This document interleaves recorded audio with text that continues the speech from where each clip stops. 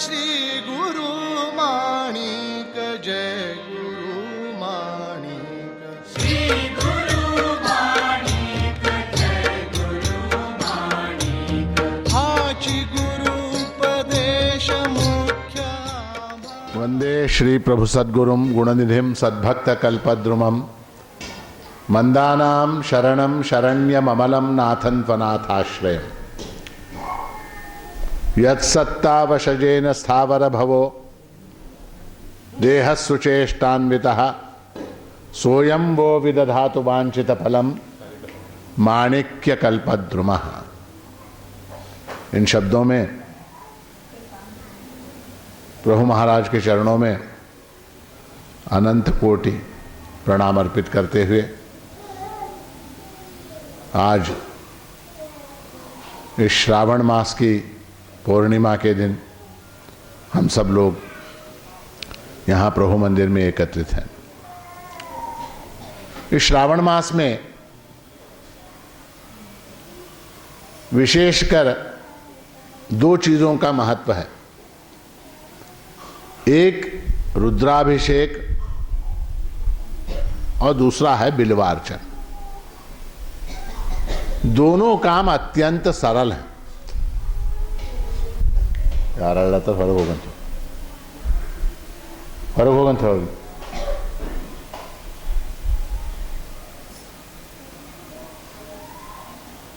रुद्राभिषेक और बिल्वार्चन, ये दो विशेष अनुष्ठान हम लोग श्रावण मास में करते हैं। दोनों काम अत्यंत सरल हैं। रुद्राभिषेक यानी क्या? रुद्राभिषेक का अर्थ है घड़ा भर पानी, लोटा भर पानी लेके भगवान शिव पर अभिषेक करना और यथासंभव रुद्र मंत्रों का पठन करना। दूसरा क्या है? तो दूसरा है बिल्वार्चन। तो बिल्वार्चन में क्या है? बेलपत्री के जो पत्ते होते हैं वो पत्ते तोड़ के लाओ और भगवान शिव के ऊपर चढ़ा दो, खत्म। आसान काम, बहुत सरल। परंतु यही बात भगवान ने गीता में भी कही है। 9वें अध्याय में भगवान कहते हैं पत्रम पुष्पम फलम तोयम यो मे भक्त्या प्रयच्छति तदहम भक्ति उपरतम अश्नामि प्रयतात्मनः। जो भी पत्र, पुष्प, फल और जल मुझे अर्पित कर देता है, भक्ति पूर्वक अर्पित करता है, उसको मैं तत्काल स्वीकार कर लेता हूं। भगवान तो कहते हैं अश्नामि, अश्नामि यानी उसको मैं खा लेता हूं, तत्काल स्वीकार कर लेता हूं, ऐसा भगवान ने कहा है, आश्वासन दिया। अब इसमें थोड़ा सा विचार करने की आवश्यकता है। भगवान कहते हैं पत्रम, पत्रम यानी क्या? पत्रम यानी पत्ते। कोई भी पत्ता, भगवान वहां बिल्व पत्र नहीं कहते, कोई भी पत्ता, किसी भी झाड़ का पत्ता तोड़ो और भगवान को अर्पण कर दो। पत्रम विशेषकर हमारे यहां महत्व है तुलसी पत्र का और बिल्व पत्र का। ये बिल्व पत्र आपने देखा कैसा होता? बिल्व पत्र कैसा होता? उसमें 3 दल होते हैं। त्रिदलम त्रिगुणाकारम त्रिनेत्रं च त्रयायुधम त्रिजन्म पाप संहारम एक बिल्वम शिवार्पणम। 3 दलों वाला जो बिल्व है वो एक बिल्वम शिवार्पण, एक बिल्व पत्ता, ऐसा एक पत्ता बिल्व का अगर भगवान शिव को अर्पित कर दिया जाए तो उसका लाभ क्या बताया गया है? त्रिजन्म पाप संहारम। 3 जन्मों में जो पाप हमने किए हैं उनका नाश हो जाता है, संहार हो जाता है। 3 जन्मों के पाप। 3 जन्मों में कितने पाप किए हमने? हाँ, 3 जन्मों में हमने कितने पाप किए? तो अनंत अनंत अनंत पाप किए और केवल एक बिल्व का पत्ता भगवान शिव को अर्पित करने से वो तीनों जन्मों के पाप नष्ट हो जाते हैं। कितना सस्ता है देखिए, इससे सस्ता और कुछ हो सकता? हाँ, एक बिल्व पत्र, एक बिल्व पत्र। तो बिल्व पत्र का महत्व ऐसा है, त्रिदलम त्रिगुणाकारम, उसमें 3 दल हैं, और वो जो 3 दल हैं वो किसके प्रतीक हैं? तीनों गुणों के प्रतीक हैं, सत्व रज तम। और हमारे जो 3 देह हैं, स्थूल सूक्ष्म कारण, ये 3 देह हैं। हमारी 3 अवस्थाएं हैं, जागृति स्वप्न सुषुप्ति। इनको अर्पित कर देना है। त्रिदलम त्रिगुणाकारम, जागृति स्वप्न सुषुप्ति को, स्थूल सूक्ष्म कारण देह को, और सत्व रज तम आदि तीनों गुणों को जो प्रभु के प्रति अर्पित कर देता है, उसके 3 जन्मों के पाप नष्ट होते हैं। हमने क्या मान लिया? एक बिल्व का पत्ता लिया, प्रभु को अर्पित कर दिया, तो मेरा 3 जन्मों का पाप नष्ट हो गया। उसके पीछे भावना है, इसीलिए भगवान कहते हैं पत्रम पुष्पम फलम तोयम यो में भक्त्या प्रयच्छति। भक्ति पूर्वक जो अर्पित करता है, भावना के साथ जो अर्पित करता है, उसको मैं स्वीकार करता हूं। तो ये हुई पत्ते की बात, पत्रम। उसके बाद भगवान कहते पुष्पम, कोई भी फूल, फूल तुम मुझे अर्पित कर दो। अब फूल से क्या तात्पर्य है? फूल यानी क्या, किस बात का प्रतीक है फूल? हाँ, सुंदरता। जीवन में जो जो सुख है, जो जो सुंदर है, जो जो अच्छा है, वो मुझे अर्पित कर। पत्रम पुष्पम फलम, फलम, फल भी तुम मुझे। फल यानी हम क्या समझते हैं? सबसे सस्ता फल कौन सा? केला। तो हम क्या करते हैं, प्रभु के पास आते समय 1 दर्जन केले लेके आ जाते। फलम फलानि समर्पयामि, प्रभु को फल अर्पित कर दिए।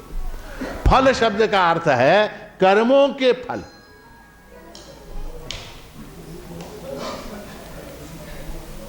कर्मों के फल,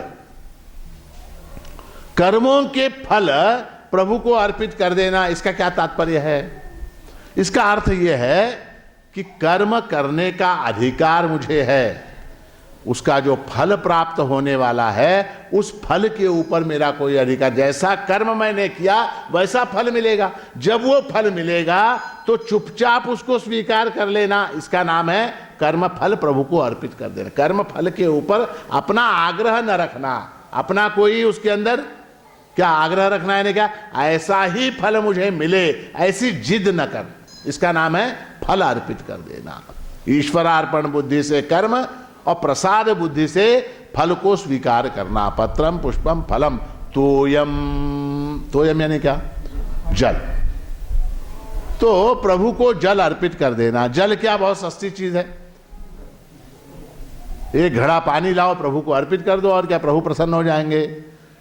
तोयम शब्द का अर्थ है रस। जीवन में जो रस है, रस है क्या नहीं? प्रत्येक वस्तु के अंदर हमारी वासना है, रस है उसके अंदर। भोजन के अंदर है, पुत्र के अंदर है, संपत्ति के अंदर है, स्त्री के अंदर है, घर के अंदर है, वाहन के अंदर है। जो रस है हमको, वो रस भी प्रभु को अर्पित कर देना है। पत्रम पुष्पम फलम तोयम यो में भक्त्या प्रय, ये सारा कुछ अर्पित करेंगे। मैं कैसे, उसके लिए विधि है। किस विधि से अर्पित करना है? भक्ति पूर्वक। पत्रम पुष्पम फलम, तो चारों नहीं, कोई भी एक वस्तु वो भक्ति पूर्वक अर्पित करनी है ना। यो में भक्त्या प्रयच्छति तदहम भक्ति उपरतम अश्नामि प्रयतात्मनः, उसको मैं स्वीकार कर लेता हूं। अब सवाल ये उठता, भक्ति यानी क्या? हम पत्र लेके आ गए, पुष्प लेके आ गए, फल लेके आ गए, हाँ, जल लेके आ गए। भक्ति का अर्थ क्या है? आपको मालूम है भक्ति का अर्थ क्या है? हाँ, श्रद्धा, भक्ति। भक्ति शब्द का अर्थ है प्रेम। भक्ति शब्द का अर्थ है प्रेम, प्रेम यानी भक्ति। अब उसमें थोड़ा सा फर्क। अब हम अपने पुत्र से प्रेम करते हैं क्या नहीं? हाँ? पत्नी से प्रेम करते हैं क्या नहीं? उसका नाम भक्ति है क्या? मैं अपनी पत्नी से बहुत प्रेम करता हूं तो मैं पत्नी का भक्त हूं। हाँ? ऐसा अर्थ होता है क्या? भक्ति शब्द का अर्थ प्रेम है ना? तो प्रेम तो सार्वत्रिक है। बच्चे से प्रेम है, कुत्ते से प्रेम है। मेरे घर में एक कुत्ता है, उस कुत्ते से मुझे बहुत प्रेम है, तो भक्ति हुई क्या वो? तो भक्ति शब्द का अर्थ है अपने से वरिष्ठ जो है उसके प्रति आदर युक्त प्रेम की भावना, इसका नाम भक्ति है। अपने से वरिष्ठ, अपने से जो बड़ा है उसके प्रति जो प्रेम है उसका नाम भक्ति है। कुत्ता मेरे से बड़ा है क्या?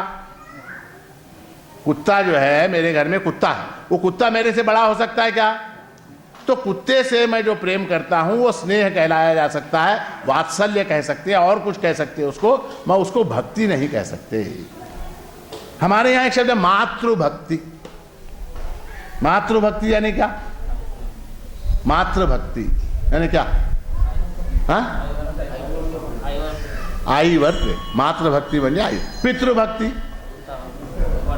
वडलावर प्रेम। देशभक्ति, देशावर प्रेम। तो ये सारी चीजें मुझसे बड़ी हैं। माता बड़ी है, पिता बड़े हैं, गुरु, गुरु भक्ति, मातृभक्ति, पितृभक्ति, गुरु भक्ति, देशभक्ति, ये सारी चीजें जो हैं इनके प्रति जो प्रेम है, माता के प्रति जो प्रेम है, पिता के प्रति जो प्रेम है, देश के प्रति जो प्रेम है, गुरु के प्रति जो प्रेम है, उसका नाम भक्ति है। भक्ति, समझ में आई बात? तो भक्ति किसको कहते हैं? भक्ति किसको कहते हैं? अभी मैंने बताया ना, बताइए भक्ति किसको कहते हैं? अपने से वरिष्ठ के प्रति आदर युक्त प्रेम का नाम भक्ति है। अपने से वरिष्ठ के प्रति आदर युक्त प्रेम का नाम भक्ति है। नारद महर्षि ने भक्ति की व्याख्या दी है, सातु अस्मिन् परम प्रेम रूपा अमृत स्वरूपा च। परम प्रेम का नाम भक्ति है। अब हमको ये देखना होगा प्रेम क्या है। हाँ? प्रेम का नाम भक्ति है, तो प्रेम कैसे होता है ये देखना। अब प्रेम जो है वो हमारा किससे होता है?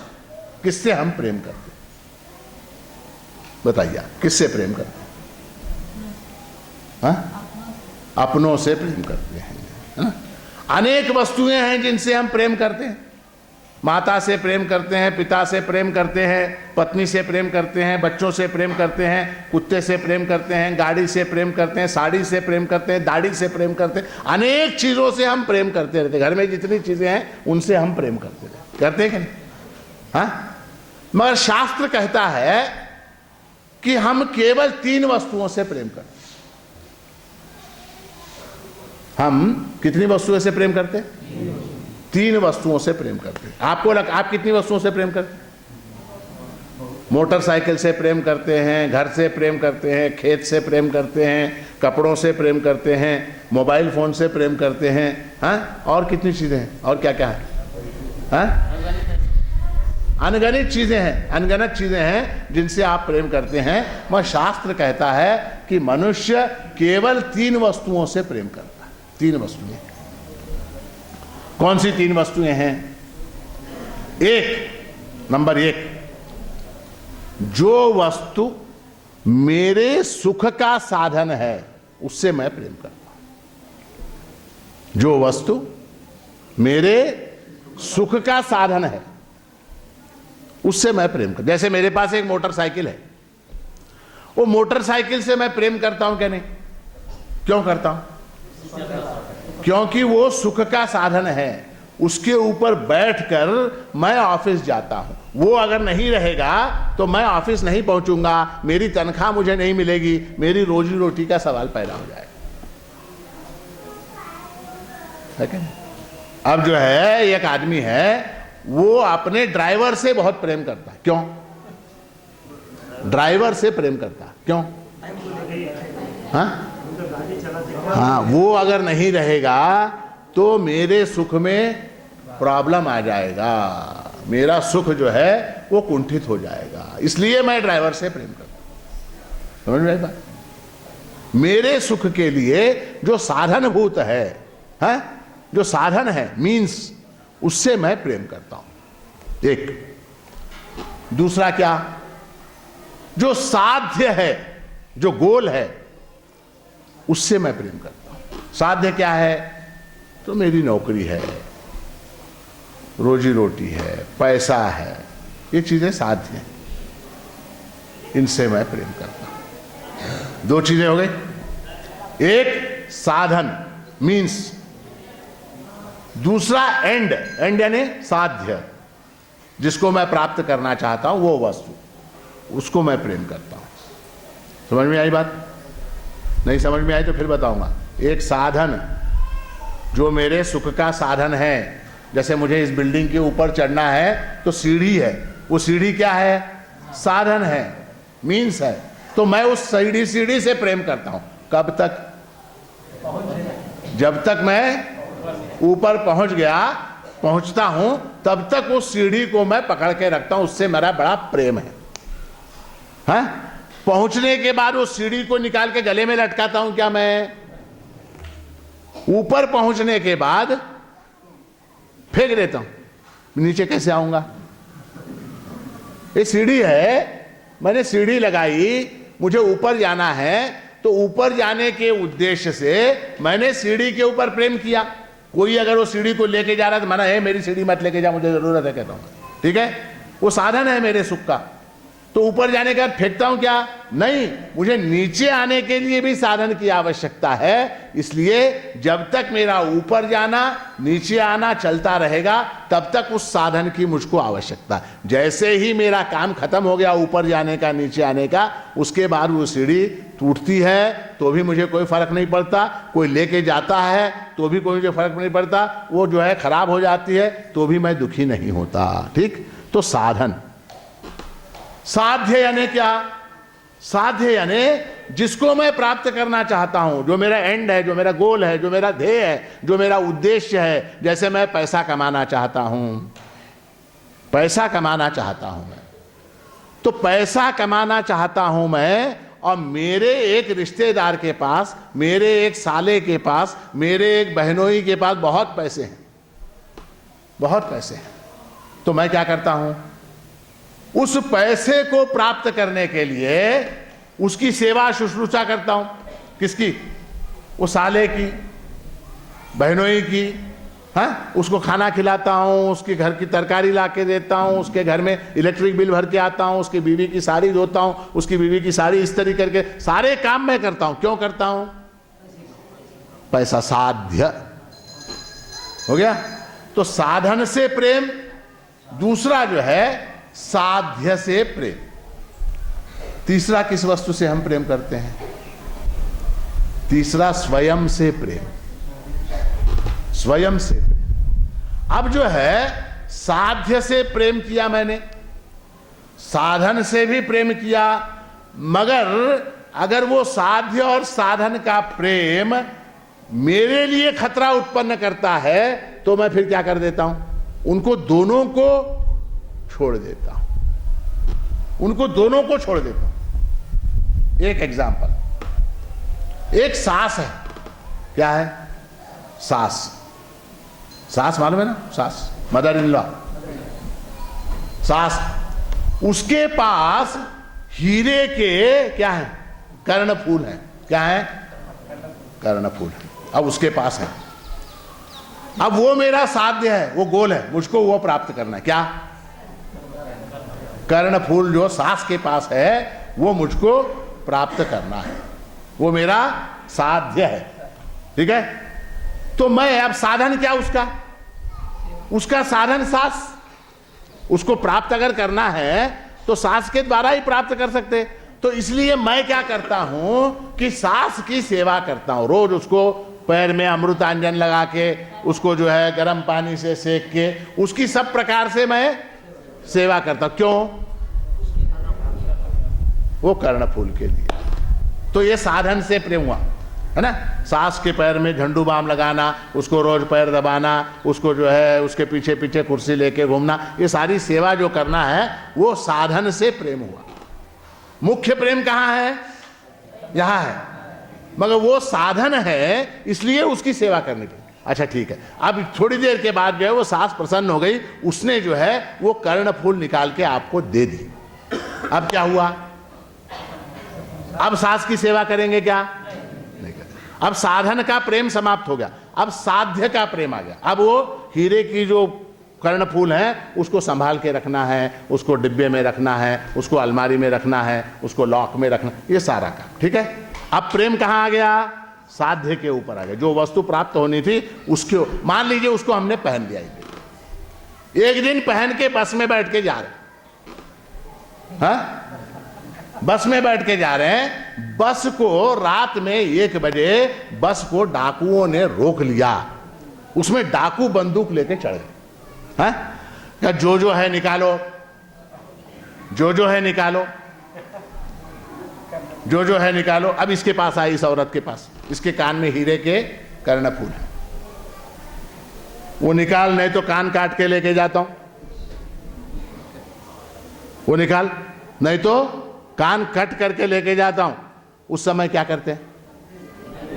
हाँ? नहीं, ये साध्य है, मैंने इससे प्रेम किया है, ये साध्य है, इसलिए हम उसको रोकते हैं। क्या करते हैं उस समय?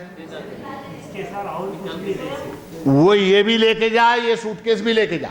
क्यों?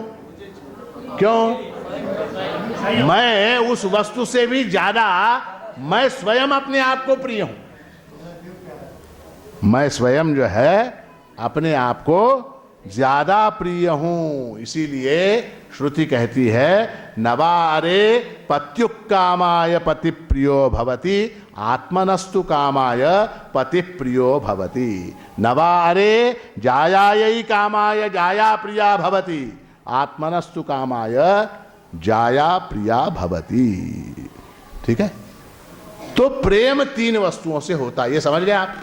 3 वस्तुओं से प्रेम होता है। इसीलिए पुराने लोग जो है ना, वो सारी संपत्ति अपने पास रखते थे, किसी को देते नहीं थे। क्यों? अगर मैंने दे दिया तो फिर क्या, वो मेरी सेवा नहीं करेगा, मुझे पूछेगा नहीं। वो कहते हैं कि एक बूढ़ा बाप था, उसके 4 बेटे थे, 4 बेटे थे। उसने अपनी सारी संपत्ति अपने बेटों में बांट दी। एक को फ्लैट दे दिया, एक को हैदराबाद का फ्लैट दे दिया, एक को पुणे का फ्लैट दे दिया, एक को गुलबर्गे का फ्लैट दे दिया, एक को बीदर का फ्लैट दे दिया, एक को दुकान दे दिया, एक को खेत दे दिया, एक को मकान दे दिया, सब बांट दिया, सब 4 बेटों को बांट दिया। अब इसके पास कुछ भी नहीं। और जब तक संपत्ति थी, बाप बेटे जो है बाबा बाबा करके पूछते थे। अब सब आ गया, आप क्या पूछने का है?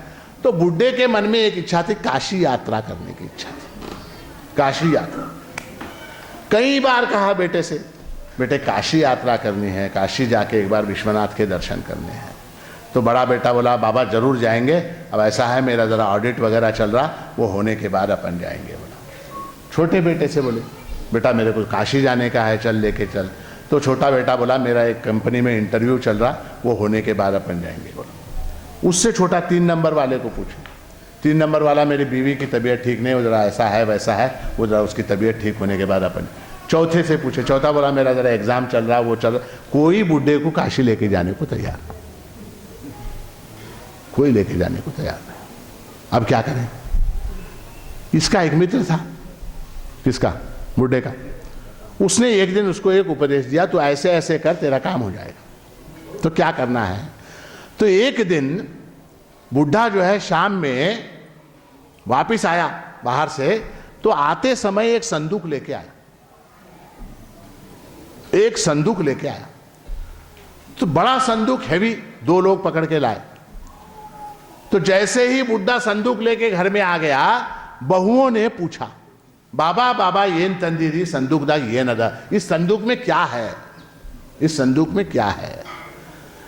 तो बुढ़े ने कहा कि ये पुरानी संपत्ति है मेरी, मैंने एक जगह रखी थी, अब मेरा भी वृद्धापकाल आ गया, उस मित्र का भी, वो भी वृद्ध हो गया, उसने बोला ये लेके जाओ, अब मेरे पास नको बोले तो मैं लेके आ गया। ये जो है बुढ़ा क्या करता था, पलंग के ऊपर बैठता था, संदूक धीरे से ऐसे आधा खोलता था, फिर उसके अंदर का सामान फिर कुफल। जैसे ही कोई बहू आई, बाबा चाह तक होते खट से संदूक बंद कर दे। उधर से एक बहू आई, बाबा पानी, खट से संदूक बंद कर दे। संदूक किसी के सामने नहीं खुली। अब चारों बहुओं को ये हो गया कि उसके अंदर क्या है, उसके अंदर क्या है ना। अब इसकी सेवा बढ़ गई। एक बहू मौसम्बी का जूस लेके आ रही, एक बहू जो है चाय लेके आ रही, एक जो है दूध लेके आ रही, एक बादाम मिल्क लेके आ रही, हाँ, कोई पैर दबा रही, कोई अमृतांजन लगा रही, कोई पंखा कर रही, कोई कुछ कर रही, कोई सेवा बढ़ गई उसकी। बुड्ढे ने एक दिन फिर कह के देखा कि मुझे काशी जाना, बोला काशी जाना। तो बड़ा बोला बाबा उसमें क्या बड़ी बात है, अपन फ्लाइट से चलेंगे, फ्लाइट से जाके आएंगे। छोटा बोला मैं वहां पर 5 स्टार होटल में इंतजाम कर देता हूं। तीसरा बोला वो टैक्सी का इंतजाम कर देता हूं। चौथा बोला मैं सब इंतजाम कर देता हूं। आखिर में सब लोग मिलके फ्लाइट से गए। कहां? काशी। फ्लाइट से जाके वहां जो है 5 स्टार होटल में ठहरे। 5 स्टार होटल में ठहरे। 5 स्टार होटल में ठहरे, विश्वनाथ का दर्शन हो गया, गंगा का स्नान हो गया। बुड्ढे की आत्मा तृप्त हो गई, तृप्त हो गई, बुड्ढा खुश हो गया। अब तृप्त हो गया तो तृप्त हो गया पूरा। वहीं काशी में ही उसको मुक्ति मिल गई, काशी में मुक्ति मिल गई। काश्याम तो मरणान मुक्ति ही, काशी में जो मरता है उसको मुक्ति प्राप्त हो जाती है। अब चारों बेटे फिर फ्लाइट से वापस आए। अब इनको क्या देखना है, बाबा के संदूक में क्या है, बाबा के संदूक में क्या है। चारों आए, चारों ने फिर नी मदल तगिबेक ना मदल तगी नी तगी एल्लार मुंदिरबेकु नाकू मंदी मुंदिरबेकु अवक तगिबेकु। ठीक है, चारों लोग बैठे, चारों ने कुफल उसका तोड़ा हथौड़ी से, और जो है संदूक जब खोला तो उसके अंदर ऐसे बड़े बड़े पत्थर थे, ऐसे बड़े बड़े पत्थर थे। कैसे साध्य हुआ बुड्ढे को काशी यात्रा प्लेन से जाना, कैसे हुआ? हाँ, तो साध्यन से प्रेम, साध्य से प्रेम, और अंततः स्वयं से प्रेम। ठीक है, 3 तरह से प्रेम होता है। अब प्रेम यानी ईश्वर के प्रति भक्ति, यानी ईश्वर के प्रति प्रेम। अब इसी बात को ईश्वर के ऊपर लागू कीजिए। आप ईश्वर को क्या समझते हैं? साधन समझते हैं, साध्य समझते हैं, या स्वयं का आत्मा समझते हैं? 3 बातें हैं। कुछ लोगों का कैसा है कि ईश्वर मेरे सुख का, ईश्वर मेरे सुख का साधन है, मेरे सुख का साधन है। मुझे नौकरी चाहिए तो जब तक मुझे नौकरी मिलती है, नहीं मिलती, तब तक मैं रोज यहां पर प्रदक्षिणा पे प्रदक्षिणा, प्रदक्षिणा पे प्रदक्षिणा डालता रहता हूं। जिस दिन नौकरी मिल गई, एक साष्टांग नमस्कार डाल दिया, प्रभु तेरी कृपा से नौकरी मिल गई, अब तू यहां बैठ, मैं जा रहा हूं नौकरी करने। मेरी शादी होनी है, शादी नहीं हो रही, फला लड़के से अमुक लड़की से मुझको शादी करनी है, तो क्या डाल रहे हैं प्रदक्षिणा, उस तरफ से लड़की डाल रही, इस तरफ से ये डाल रहा, प्रदक्षिणा पे प्रदक्षिणा, प्रदक्षिणा पे प्रदक्षिणा डाल रहे, भक्ति कर रहे हैं प्रभु की। प्रभु क्यों? कि मेरी इस लड़की से शादी हो जाए, या इस लड़के से शादी हो जाए, जो भी है।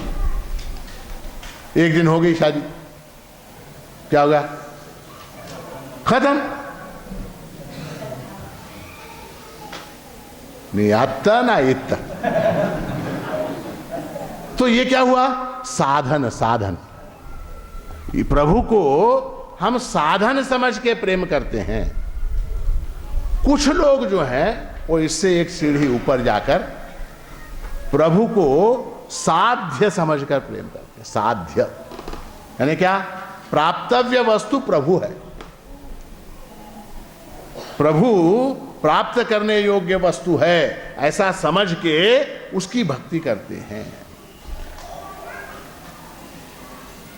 और तीसरा जो उत्तम प्रकार है वो प्रभु मुझसे भिन्न न होकर मैं ही आत्मरूप से, मेरी आत्मा ही प्रभु स्वरूप है। चिन्माणिक आम्ही सर्व ही धालो आनंदी आनंद। ऐसा समझ के जो प्रभु की भक्ति करते हैं, प्रभु को आत्मा मानते हुए प्रभु की जो भक्ति करते हैं, वो उत्तम भक्त हैं। शास्त्र में 3 प्रकार के भक्त कहे, मंद, मध्यम और उत्तम। मंद यानी कौन से? जो प्रभु को साधन समझ के उससे प्रेम करते हैं, वो मंद भक्त हैं।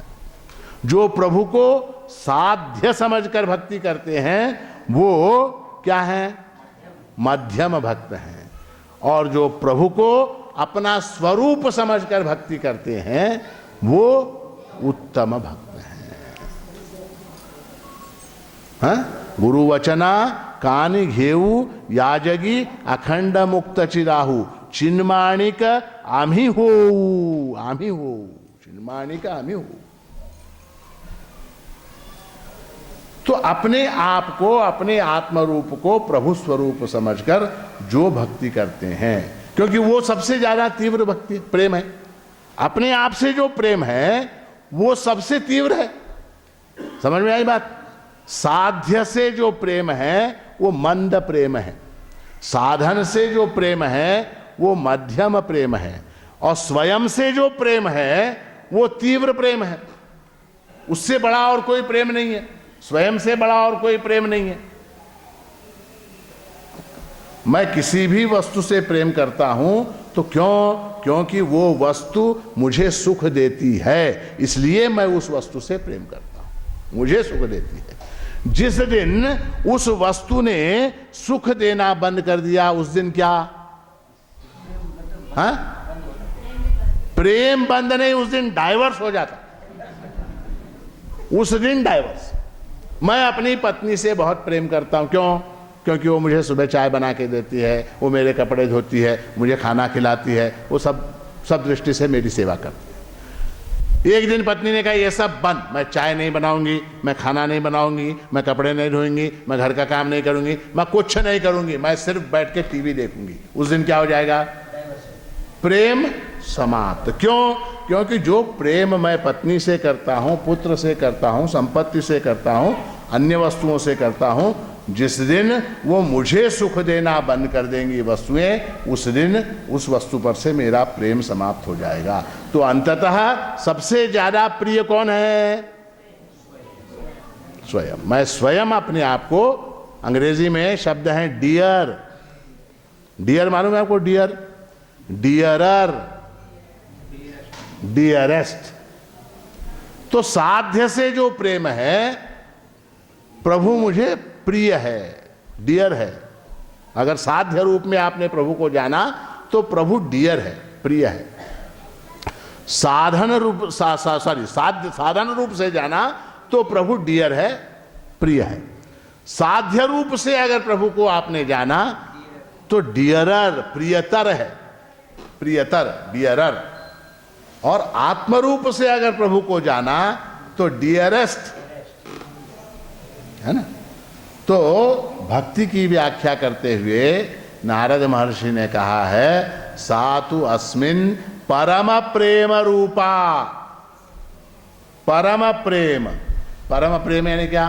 उच्चतम कोटि का प्रेम जो है वो भक्ति है, उच्चतम कोटि का, डियरेस्ट, वो भक्ति है। ठीक है? अच्छा, सातु अस्मिन कहा, अस्मिन यानी कस्मिन?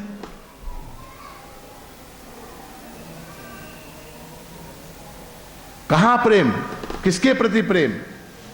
अस्मिन यानी इस ईश्वर के प्रति प्रेम। अब सवाल यह उठता है, उस ईश्वर का स्वरूप क्या? अब देखिए, हमने कहां से शुरू की बात? भक्ति। भक्ति का अर्थ प्रेम। प्रेम कैसा? अब प्रेम किसके प्रति? ईश्वर के प्रति। अब ईश्वर का स्वरूप क्या? क्योंकि प्रेम जो है वो अनजाने आदमी से प्रेम नहीं किया जा सकता। आप कर सकते क्या किसी अनजाने आदमी से? हाँ, बस में से आप जा रहे हैं, बस स्टैंड के ऊपर एक लड़की खड़ी है, उससे आप प्रेम कर सकते क्या? बस रुकी भी नहीं वहां पर, वो बस स्टैंड के ऊपर ही खड़ी, आप बस के अंदर बैठे और बस चली, वहां से आपने वो लड़की को देखा, लड़की ने खिड़की में से आपको देखा, प्रेम हो जाएगा क्या आपका? नहीं हो सकता ना। बिना जाने बिना पहचाने आप प्रेम कर सकते हैं क्या? तो प्रभु से अगर प्रेम करना है तो प्रभु के स्वरूप को जानना आवश्यक है। प्रभु यानी क्या? प्रभु को जाने बगैर प्रेम कैसे करेंगे हम? जिस वस्तु को हम जानते ही नहीं उससे प्रेम कैसे करेंगे? हाँ? नहीं, अंध प्रेम भी नहीं, जानना आवश्यक है। जाने बगैर अंधा भी प्रेम नहीं होता, सीधा भी प्रेम नहीं होता, जानना आवश्यक है। बगैर जाने प्रेम नहीं कर सकते। तो परमात्मा का, प्रभु का जो स्वरूप है उसको भी 3 श्रेणियों में, हमने 3 सीढ़ियों में शास्त्र ने वर्गीकृत किया। उसकी भी 3 सीढ़ियां हैं। सबसे जो नीचे की सीढ़ी है, प्राइमरी स्कूल, वहां हम ये कहते हैं प्रभु यानी कौन, परमात्मा यानी कौन? तो जगत कर्ता ईश्वरः, जगत कर्ता, जगत को बनाने वाला वो ईश्वर है। राम है, कृष्ण, किसी भी नाम से आप उसको बुला सकते हैं। राम है, कृष्ण है, शिव है, भवानी है, किसी नाम से भी बुला सकते हैं। तो जगत कर्ता, जगत को बनाने वाला ईश्वर है। ये पहली सीढ़ी हो। मगर नहीं, जगत को बनाने वाला ईश्वर, जगत कर्ता ईश्वर। अब सवाल यह है, ईश्वर ने जगत को बनाया तो जगत बनाने के लिए जो सामग्री लगी, जो सामग्री लगी वो कहां से आई? है ना? जैसे जगत कर्ता, क्योंकि हम क्यों कहते हैं जगत कर्ता ईश्वर, जगत को बनाने वाला ईश्वर है, ऐसा क्यों कहते हैं? क्योंकि जगत की प्रत्येक वस्तु एक सुनियोजित योजना के तहत बनी हुई है। जगत की प्रत्येक वस्तु है एक योजना के तहत बनी हुई। जैसे अब ताजमहल है, अब ताजमहल को हम ऐसा कह सकते हैं क्या कि एक 100 लारी संगमरमर का पत्थर वहां फेंक दिया गया और ताजमहल बन गया? 100 लारी संगमरमर का पत्थर वहां किसी ने उतारा, किसी राजा ने, शहंशाह ने वहां 100 लारी संगमरमर का पत्थर उतार दिया, तो ताजमहल बन गया क्या? ताजमहल चूंकि एक सुंदर इमारत है, उस इमारत को देखकर हम क्या निर्णय करते हैं? इसको बनाने वाला कोई कुशल, ऐसा वैसा नहीं, कोई कुशल कारीगर है। उस कुशल कारीगर ने इस भवन को, अब जैसे प्रभु मंदिर है ना, ऐसा हुआ क्या कि लाके पत्थर यहां फेंक दिए गए और ये ऑटोमेटिक बन गया? नहीं, किसी कुशल कारीगर ने उन पत्थरों को तराश के, छांट के, सिस्टमैटिकली अरेंज किया, तब ये भवन बना, है ना?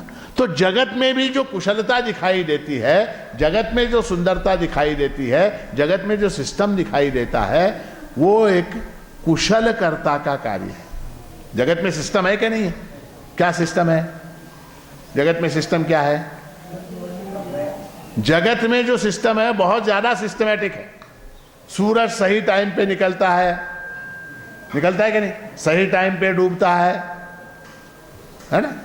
मौसम बदलते हैं, सब चीज। गाय का बच्चा गाय ही होता, बछड़ा ही होता है, बंदर का बच्चा बंदर ही होता है, इंसान का बच्चा इंसान ही होता। ऐसा कहीं हुआ क्या? गधे का बच्चा इंसान हो गया, ऐसा हुआ क्या? ऐसा नहीं हुआ। कहीं भी ऐसा मिक्सअप नहीं है। सृष्टि के अंदर एक नियम है, नियम के अनुसार सृष्टि चलती है। तो क्योंकि सृष्टि के अंदर नियम है, सुनियोजित पद्धति से सृष्टि चल रही है, इसलिए उसका कर्ता होना आवश्यक है। वो कर्ता ईश्वर है, ऐसा हम कहते हैं। ये पहली चीज। अब ईश्वर ने जगत को बनाया, तो जगत को बनाने के लिए जो सामग्री है वो कहां से आई? पत्थर है, ईंट है, सीमेंट है, कांच है, लकड़ी है, लोहा है, ये सब कहां से आया जगत को बनाने के लिए? तो फिर एक और सीढ़ी ऊपर हम जाते हैं और हम कहते हैं कि ईश्वर केवल जगत करता नहीं है, जगत कारण भी ईश्वर है। जगत का कारण भी ईश्वर ही है, वो स्वयं ही जगत रूप हो गया है। असौ यस्ताम्रो अरुणौ तबभ्रुस्सु मंगलः एचे मागुम रुद्रा अभितो दिक्षुश्रिता सहस्रशो वैशागुम हेडईमहे। इस मंत्र में रुद्र मंत्र है, इसके अंदर जो है सूर्य की जो किरणें हैं, सूर्य की जो किरणें हैं वो कैसे कैसे बदलती चली जाती हैं, अलग अलग रंगों की होने चली। ताम्रः, अरुणः, बभ्रुः, सुमंगलः, ये सारे अलग अलग रंग हैं सूर्य की किरणों के। वो सारे रंग जिस प्रकार सूर्य के ही हैं, उसी तरह से ये जो सारा जगत है, यथोर्णनाभिसृजते गृह्णते च, जैसे मकड़ी जो है जाला बनाती है, मकड़ी जाला बनाती है ना, देखा आपने मकड़ी जाला बनाती? कैसे बनाती है? सामग्री कहां से लाती है? मकड़ी जाल बनाती, जाल। हाँ, कैसे बनाती है? हाँ, अपने से ही, अपने सलाइवा से, अपने थूक से वो जाल का निर्माण करती है। उसी तरह से ईश्वर स्वयं ही जग ब्रह्म जगवेशा हो धरी। महाराष्ट्र का ये जगत जो है वो परमात्मा का ही रूप, परमात्मा स्वयं ही जगत रूप से नटित हो गया। नाटकी दशा बहुवेश नटुनि करी छंदा जगदीश ही नटतो भक्तांचा आनंदा। स्त्री पुरुष सर्व है जगदम्बाणी सांब। तो परमात्मा ही जगत रूप से बन गया। ये दूसरी सीढ़ी। अब इसमें फिर एक संशय आ जाता है, परमात्मा ही अगर जगत रूप से बन गया तो जितने जगत में चोर हैं वो सब परमात्मा के रूप हो गए।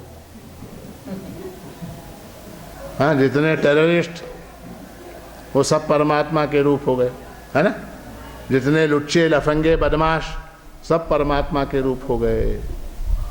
तो अब क्या करेंगे? तो फिर तीसरी सीढ़ी आती।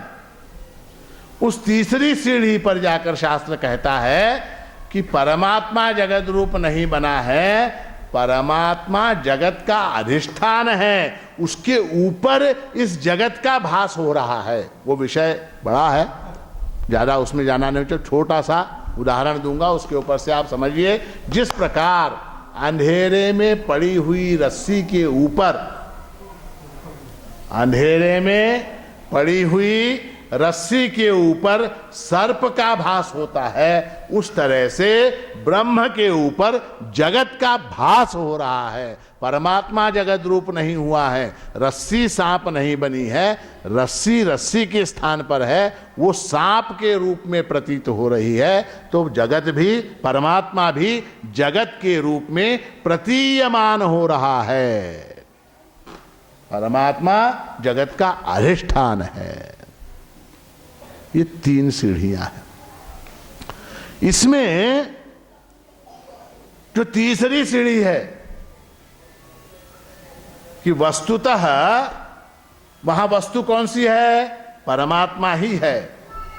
जगत का भास हो रहा है, जगत का भास हो रहा है। इसको समझने के लिए परमात्मा के स्वरूप का श्रवण, मनन और निधिध्यासन करना आवश्यक है। इस बात को समझने के लिए कि जो कुछ है वो सब प्रभु स्वरूप। सकल मत प्रभु नांदे जिकड़े तिकड़े। जहां जहां देखता हूं, जहां जहां जिस जिस वस्तु को देखता हूं, वो परमात्मा रूप है। अस्ति भाति प्रियम रूप न रूपम नाम चेत्यांश पंचकम आद्यत्रयम ब्रह्म रूपम माया रूपम ततोद्भयम। जितनी भी वस्तुएं हैं वो सब अस्थि भांति प्रिय रूप हैं। हम लोग इस बात को रोज गाते हैं, श्रीमाणिक, जयमाणिक, हरमाणिक, हरिमाणिक, चिन्माणिक, सन्माणिक। जो जो वस्तु सत्ता रूप से है, जो जो वस्तु है के रूप में है, वो प्रभु स्वरूप है। और जो जो स्फुरण रूप से है, चिद रूप से है, वो भी जिस जिस वस्तु को मैं जिस जिस वस्तु को मैं जानता हूं वो भी माणिक है। जो जो वस्तु है वो भी माणिक है। तो अस्थि भांति प्रिय रूप से प्रभु जो है वो सर्वत्र विद्यमान है, सर्वत्र विद्यमान है। और वो आत्म रूप से किंबहुना वही मेरा आत्मा है। उसके प्रति जो प्रेम है, उसके प्रति प्रेम, वो सच्ची भक्ति है। आत्मा के प्रति प्रेम, वो सच्ची भक्ति है।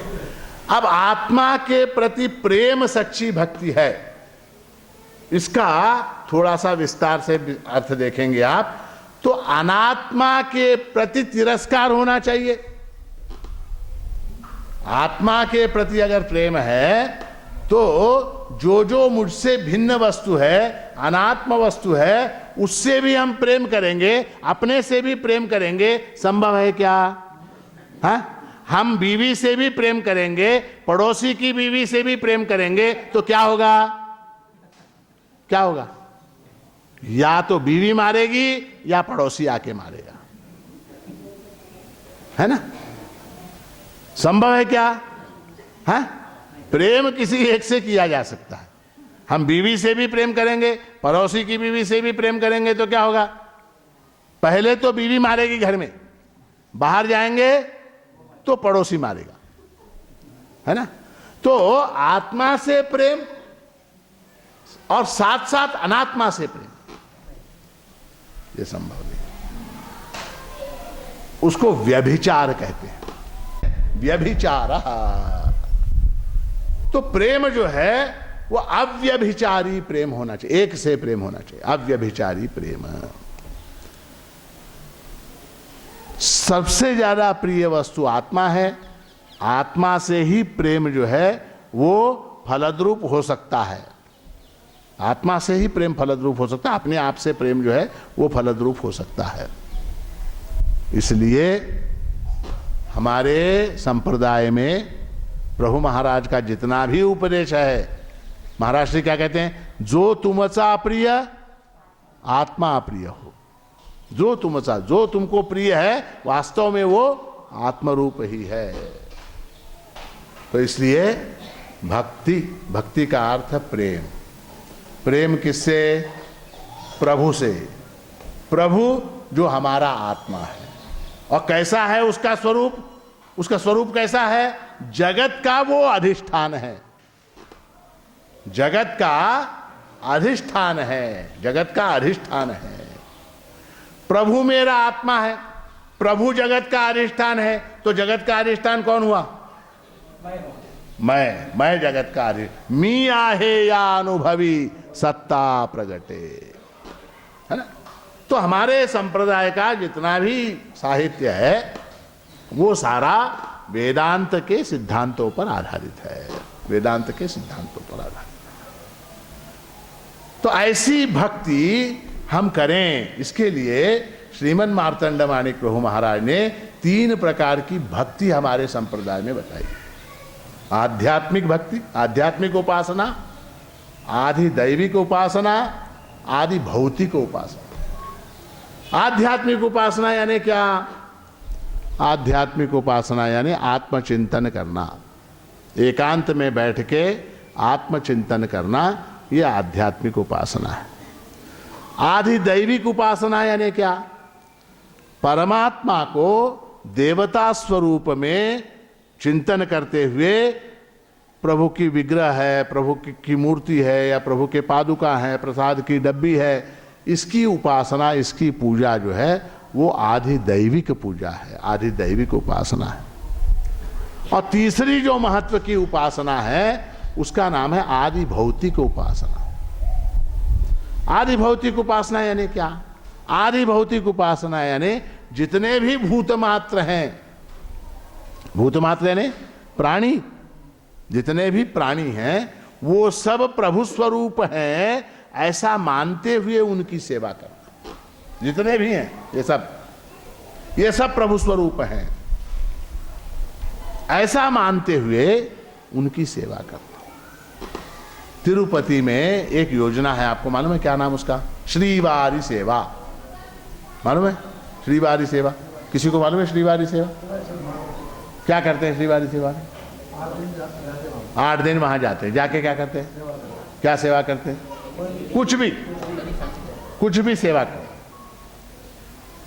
फूल के माला बनाना, मंदिर साफ करना, झाड़ू मारना, भंडार खाने में भोजन परोसना, सब्जी काटना, तरकारी काटना, पत्तल निकालना, प्लेट धोना, कितने सारे काम है ना?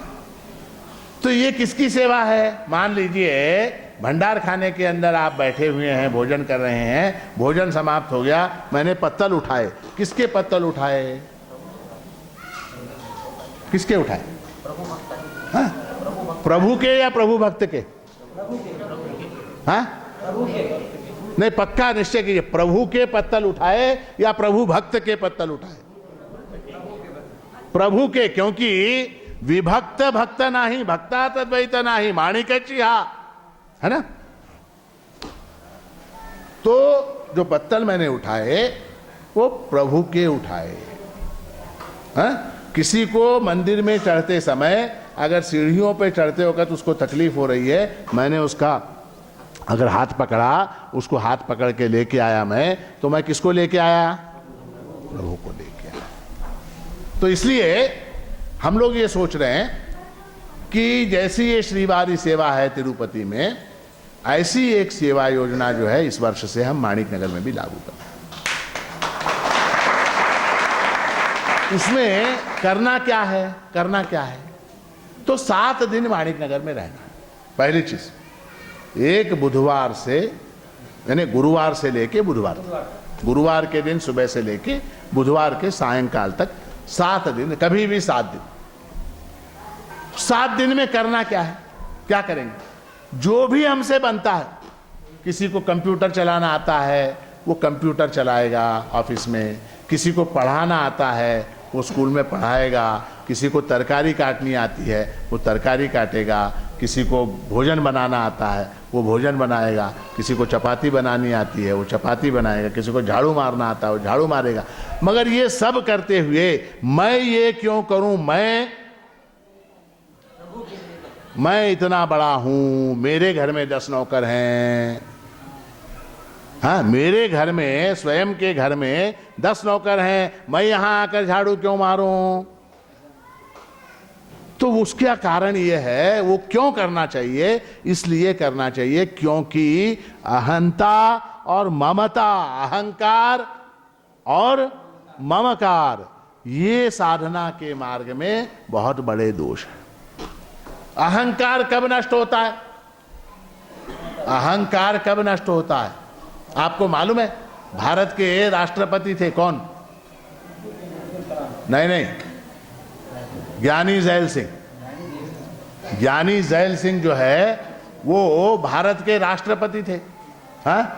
उनको हुजूर साहब से सजा हुई, गुरुद्वारे से। क्या सजा हुई? आने वाले यात्रियों के चप्पल साफ करो। किसको हुई सजा? ज्ञानी जैल सिंह को, राष्ट्रपति को। और उन्होंने वो काम किया। अमृतसर के गुरुद्वारे में उन्होंने वो किया, वो सेवा की। क्यों? मैं राष्ट्रपति हूं। राष्ट्रपति होगा तो अपने घर में, राष्ट्रपति होगा तो अपने घर में। दिल्ली में राष्ट्रपति, गुरुद्वारे में क्या है? सेवक। तो इसलिए एक ऐसी योजना जो है हम शुरू करने वाले हैं। जिनको भी इसके अंदर सहभागी होना हो, कोई किसी को जबरदस्ती नहीं कर सकता। घोड़े को नदी तक, पानी तक लेके जाया जा सकता है, उसको पानी पिलाया नहीं जा सकता। तो इसलिए जिनको भी ऐसी प्रेरणा होगी कि हम प्रभु की सेवा करेंगे, वो कार्यालय से, चैतन्य राज से संपर्क कर सकते हैं। और इसलिए कहने का तात्पर्य, मेरे आज की जितनी भी बातें मैंने बताई उसमें सारभूत वाक्य यह है कि सातु अस्मिन परम प्रेम रूपा। भक्ति यानी परम प्रेम, जिसके प्रति प्रेम होता है वहां हम कुछ भी करने के लिए तैयार होते हैं कि नहीं। छोटा बच्चा है, उस छोटे बच्चे से हमको प्रेम है ना। अगर प्रेम है तो हम उसकी गीली चड्डी भी निकाल के दूसरी चड्डी पहनाते हैं कि नहीं। हाँ, जिसके ऊपर प्रेम है उससे करते हैं, जिसके ऊपर प्रेम नहीं है उसके ऊपर करते हैं क्या? नहीं करते। जहां प्रेम होता है वह कुछ भी करने के लिए तैयार, रात भर जागने के लिए तैयार है। वो बच्चा अगर उसको बुखार आ जाए तो हम रात भर जागने के लिए तैयार हैं। उसने अगर अपने कपड़े खराब कर दिए, गंदे कर दिए, हम अपने हाथ गंदे होते हैं या नहीं इसकी परवाह न करते हुए उसकी सफाई करते हैं, बच्चे को साफ करते हैं कि नहीं। क्यों? क्योंकि वहां प्रेम है। भक्ति का नाम क्या है? प्रेम है। सातु अस्मिन परम प्रेम रूपा अमृत स्वरूपा च। और वो प्रेम 3 प्रकार का होता है। साध्य से, साधन से प्रेम, साध्य से प्रेम, स्वयं से प्रेम। तो साधन से जो प्रेम है वो निकृष्ट कोटि का है, साध्य से जो प्रेम है वो मध्यम कोटि का है, स्वयं से जो प्रेम है वो उत्तम कोटि का है। प्रभु हमारा आत्मा है, प्रभु हमारा स्वरूप है। तो उसके प्रति जो हमारा प्रेम है, उसके प्रति जो हमारी भक्ति है, वही फलद्रूप होती है। ऐसी भक्ति आप लोगों को फलद्रूप हो, ऐसा मंगल आशीर्वाद प्रदान करते हुए आज का ये प्रवचन यहाँ समाप्त करता हूँ। अवधूत चिंतन सद्गुरु माणिक प्रभु।